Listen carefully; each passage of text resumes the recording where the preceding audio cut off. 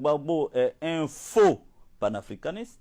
Je vois des grigous qui sont autour de lui, qui bavardent. Je vois des larbins qui l'entourent, qui bavardent. Ils ne savent pas de quoi on parle. Gbagbo est un faux panafricaniste. C'est du mensonge. Il profite avec la France quand ça lui va. Il les injurie quand ceux-là veulent rétablir la vérité. C'est de l'intoxication. En Côte d'Ivoire, que personne ne se méprenne. Ce discours est un discours de manipulation, c'est une propagande abjecte. On tente de faire croire qu'on veut se battre contre le colonisateur. Mais Gbagbo, c'est du mensonge. C'est de l'intoxication. Il n'y a pas un seul président en Côte d'Ivoire qui ait autant défendu les intérêts des Français en Côte d'Ivoire. Il n'y a pas un président, plus que Gbagbo, qui ait vendu la Côte d'Ivoire aux étrangers. Je vous donne des exemples.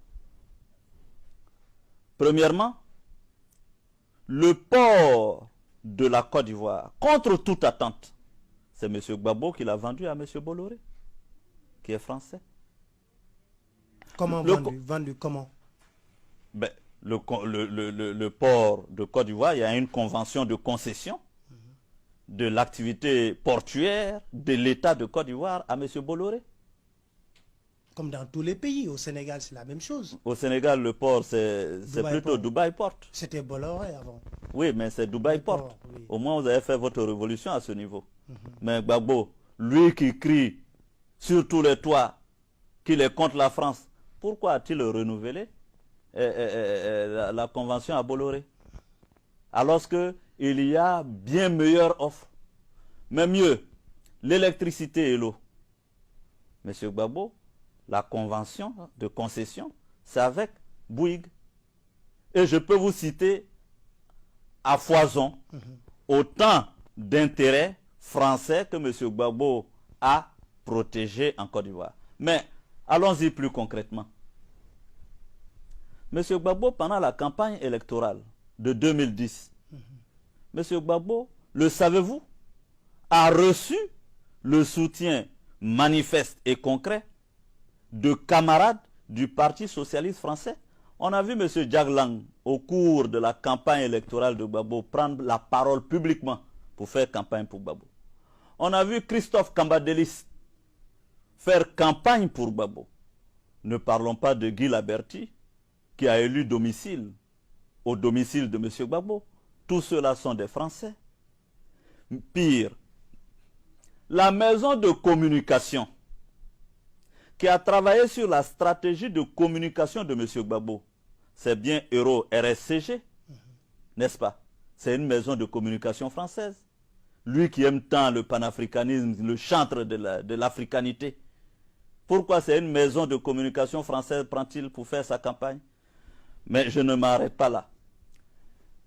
L'institut de sondage que M. Gbagbo a pris pour accompagner sa campagne, c'est la Sofres. Monsieur, vous savez bien que la Sofres est une société de sondage français. Alors que nos pays, nos États ont tellement d'instituts de sondage, pourquoi il allait chercher, comment on appelle, des instituts de sondage en France? Mais pour terminer, pour vous donner les preuves de ce qu'on dit est du mensonge, c'est de la propagande et de la désinformation.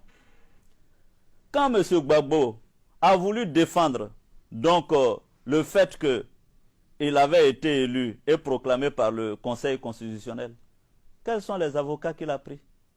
Il a pris M. Vergès et M. Dumas, deux avocats français. N'y a-t-il pas d'avocats africains, ivoiriens, capables de le défendre? Alors, donc, on arrête ce mensonge aux Ivoiriens.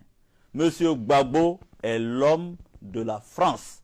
Qu'il arrête de tromper les gens. Quand il dit le combat contre la France, je veux bien, mais la France est plurielle. Vous avez la gauche française et vous avez la droite française. En 2000, vous vous souviendrez que M. Gbagbo avait le soutien du gouvernement de Lionel Jospin au travers du ministre de la Coopération Charles Jocelyn qui ont crié sur tous les toits que Gbagbo était un démocrate et qu'il avait été élu, malgré le fait que des populations étaient tuées à Abidjan, qu'il y avait un charnier et que l'Afrique du Sud et l'ONU avaient appelé à la reprise des élections en Côte d'Ivoire. Le gouvernement qui a installé Gbagbo, c'est le gouvernement français de Lionel Jospin. C'est eux qui ont fait les premières déclarations pour dire que Gbagbo est président de la République. Alors, évidemment, quand la droite française est au pouvoir, M. Gbagbo veut tromper les Africains en donnant le sentiment qu'il mène une lutte de décolonisation. Pour terminer sur le sujet, je vous rappelle que moi, je suis né après les indépendances. Notre génération est une jeune génération. Donc cette rhétorique vieille des années 50 et des années 60 est surannée, obsolète, et elle ne fait recette nulle part. Nous, on est allés à l'école avec des jeunes Français, sans le complexe du colonisé et du colon. Nous sommes allés à l'école comme des citoyens égaux. Nous les respectons et nous respectons. Et donc, nous voulons, dans le cadre de la globalisation, une société juste. Nous ne voulons pas retomber dans des discours des années 60. On donne un rendez-vous. Il sera assis à terre et puis on va nous donner des problèmes.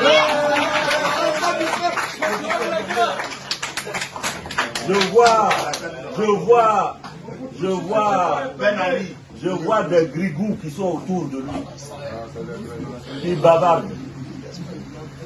Je vois des larbins qui l'entourent, qui bavardent. Ils ne savent pas de quoi on parle. Ils découvrent le pouvoir. Nous, on a fini avec ça. Nous, on a découvert le pouvoir, on avait 28 ans. Je partais dans les palais. Alassane dit que je suis enivré par l'argent et le pouvoir. Il a raison de le dire parce que je lui donnais l'argent. Pourquoi il va faire, je vais parler. Il y a des choses que je n'ai pas dit. Il est en train de bavarder, j'ai donné crédit aux opposants. Lui, il avait l'argent pour faire l'élection de 2010. Il n'a pas escroqué pour faire l'élection de 2010. Il veut que je lui dise où il allait prendre son argent pour faire l'élection de 2010. Regardez-moi ça. Bon, on va laisser ça.